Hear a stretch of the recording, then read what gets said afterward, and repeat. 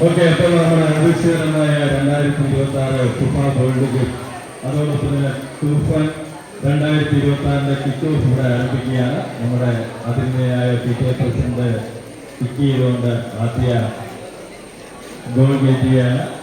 Okay, ready? എല്ലാവരും റെഡിയാണോ? PTA president റെഡിയാണോ? റെഡി? എല്ലാവരും ക്ലാപ്പ് ചെയ്യണേ.